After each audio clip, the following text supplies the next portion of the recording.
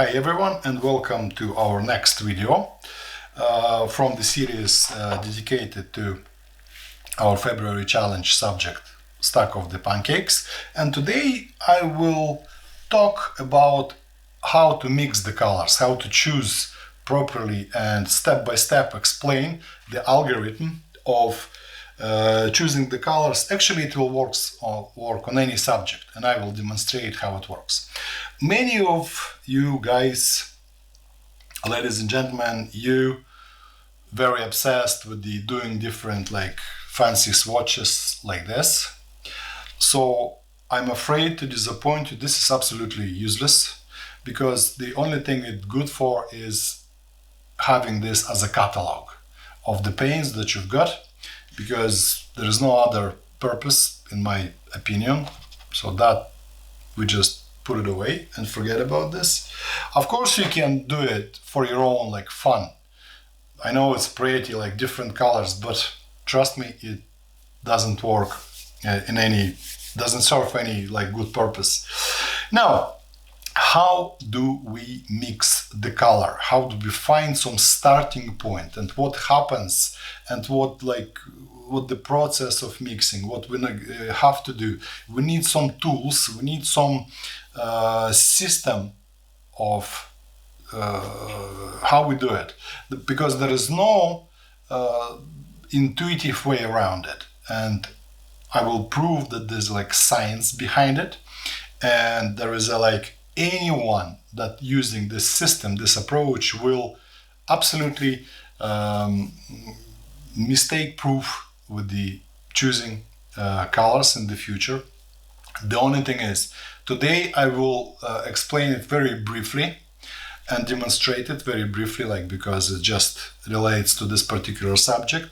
If you would like to know more deeper, if you get more deeper knowledge about the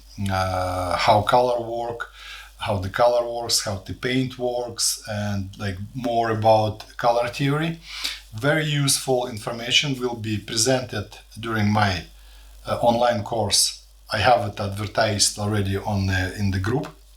If you join, there will be about maybe 4 hours of intensive training, information, and exercises dedicated to color theory, working with the paints in terms of matching colors. So first, you need to do it successfully, color wheel.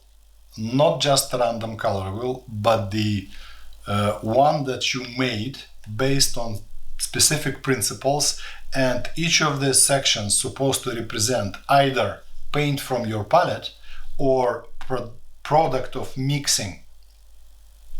I'll show you what I mean. So here we have 18 sections. Each one of those sections represent some type of color. As you can see, they have no names. It's only say red, orange, red, red, orange, orange, yellow, orange, orange, yellow, yellow, and so on. Full circle. And then, based on a very, very strict principles and law,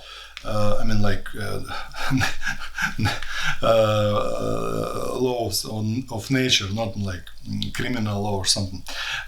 So that place could take only maybe 3 or 4 particular paints.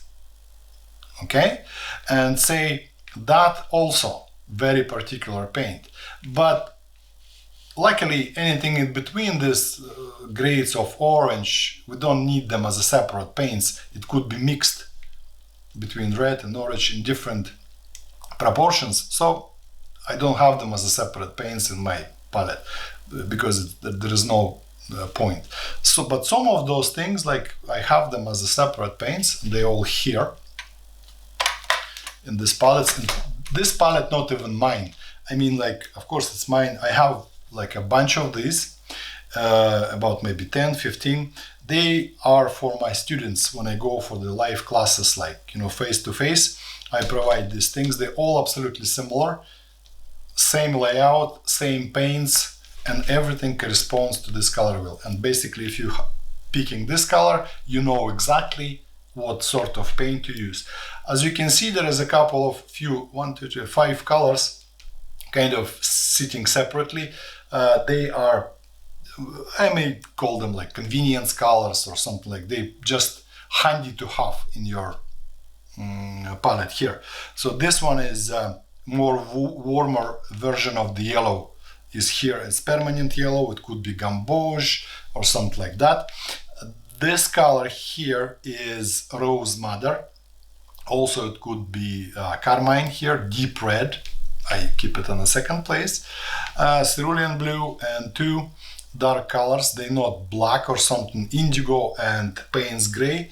And you don't have to put them in your palette. It's good to have because they usually used as a darkening agents. Dark. So sometimes we need to put something in our mix to make it very dark. These two might help sometimes, but not always. And I rarely use them, to be honest.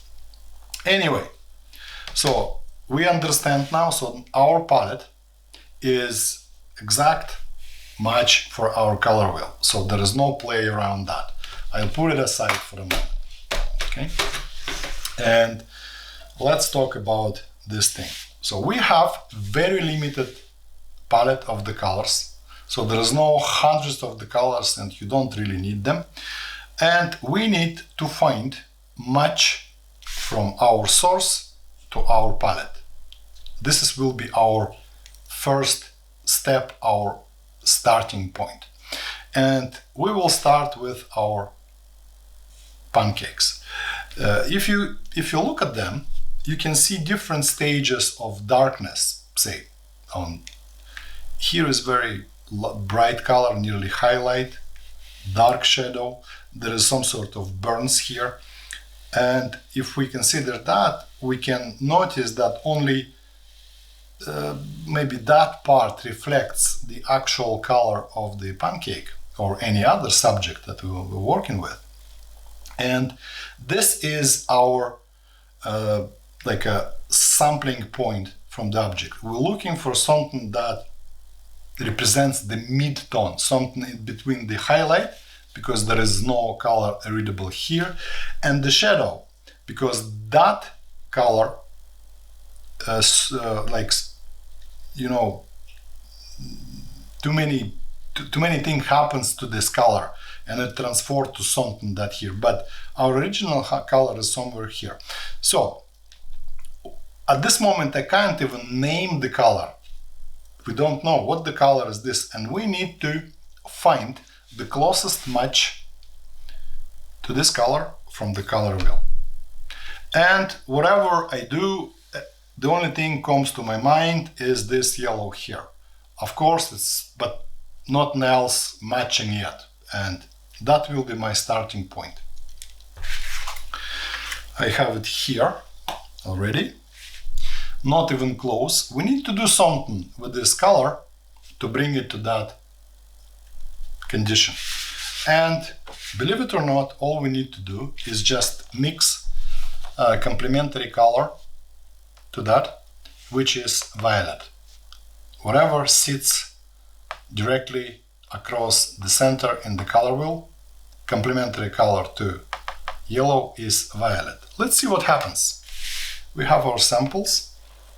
Say, I will do that again so that my paint is fresh, not even close. Okay, then I will start to mix my violet. So here is the violet. Violet like that, very little. You see what happened? We're getting some sort of change to the yellow color. Thanks to that, it's starting to lose a yellow component. And we're getting closer and closer and closer. At this moment, that paint is matching something here, but we need something there, right? So basically, that is the dark version of this color. With the watercolor, it's very simple. All you need to do is just dissolve it slightly with water. Here we go. We have 100% match for our pancakes. Obviously, all the variations of this color, darker, little burns, shadows, is just a combination between violet and yellow, a bit darker, a bit lighter. But to make sure we have correct match in the very dark areas, we will make another mix, which is very, very useful and commonly used mix between cadmium orange and phthalo blue. So this is my orange, a little bit dirty, and phthalo blue. Sorry, I'll just get my paints here, but you can understand what I'm doing anyway. So more and more, and see, I'm getting that color for the shadow. And if I mix these colors together, I can get pretty good match for any point within the pancake. Simple as that. So what you need to do with any subject that you're working with, first locate mid-tone on your subject, then from color wheel locate the closest match to that mid-tone, and then add complementary colors until you get a perfect match. Okay, it's dry, and now you can see there is no different, especially 100%. Very easy, absolutely easy. What about this thing here? Syrup. Oh my God, what happens? Even like people who already done this, I've been looking on the Facebook, and people say this is like one of the most difficult thing to do. It isn't. Again, we need to find the color closest to our syrup and see what happens. Here is the light because of the reflexes. That is the dark because of it's transparent and burnt place from the pancake affects this area. So basically we need something here. And perhaps our color is somewhere, something like that. Yellow-orange. Okay? We have yellow, we have orange, we get our orange. Or yellow, we get our orange, we get yellow-orange paint. So far so good, even now it looks better, you see? But unlikely in real life you will get that clean of the paint, right? Like shades. So we need to get something to bring that vibrance down a bit. Again, all we need to do is get something from, as our color wheel suggests, orange yellow across. It's either violet blue or blue violet paint, and more likely I will pick this one because that is the ultramarine. I have ultramarine here in my palette at the very end. I wash my brush very thoroughly, grab a tiny bit of ultramarine, it doesn't have to be loads of it, and just get it in like this. Don't overdo it, it just has to be very lightly affecting the vibrance of the paint. See? Ta-da! Perfect. Obviously, if we see darker area, a little bit more of blue we'll get in here, and we will get something to match there. The only thing is there where color of the syrup affected by these blueberries. Well, I think all we need to do is just get that rose madder in play. Okay, maybe just a little bit of blue, and here we go. So that is the match to that dark area there. What we have left? Blueberries. Same, absolutely the same steps to perform to get that color. Locating the mid-tone. Say here is the highlight, too bright, and perhaps somewhere there around the top. And that looks very much like ultramarine. Again, I'm picking up this color from my color wheel, getting it like that. Okay, same procedure, adding something that serves as a complementary color to ultramarine. It could be orange, yellow orange. We already have those things here, just a little bit to make it less vibrant, but again, not too much. If we need, we can make it slightly brighter by adding water. And then we only need to create something for the shadow, and that will be more intense ultramarine with the maybe bigger drop of orange. And here we go. That is the dark part of our blueberries. As you can see, very simple stuff.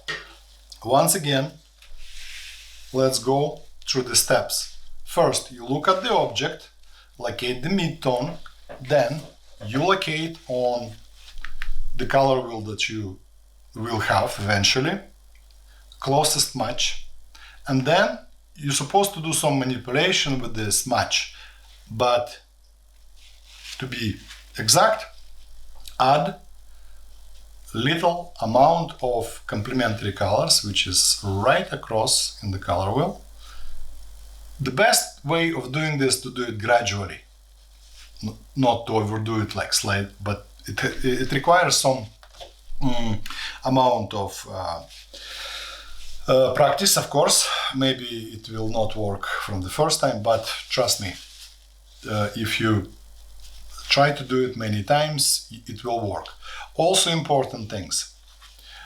Your paints supposed to be professional artist grade paints. Ideally, each one of these must be single pigmented paint. If you look on the contents, like what the paints are made of, you will see always marks with the type of pigment used. Say for red, it will bear mark something like PR, say 20. It means pigment red number 20. Okay, not like PR and PB. So just one name. Okay, single pigmented paint. To wrap it up, again, this is very interesting subject, and to learn this in more comprehensive and deep way, I really suggest you to join my classes that's starting in March, and we will talk a lot about this, and you will be very confident after that. There will be no question about color mixing ever. You could mix any color for any match, very easy. You don't have to get, hundreds of very expensive paints. Basically, really and truly, guys, you need only about 18, 20 paints. That will cover you for a very wide range of tasks. So I think this is it. We have good matches. One little note. When you're using scrap paper for making all this test mixes, always use exactly the same paper as for your main picture. Well, it's just a good practice. As you can see, everything is fine. Nice colors, everything matches. Basically, this is it. And I will see you next time when I will be painting those pancakes, syrup and blueberries. It will be done in one go. I hope to release that video next week. Until then, take care. Goodbye. Thank you for watching.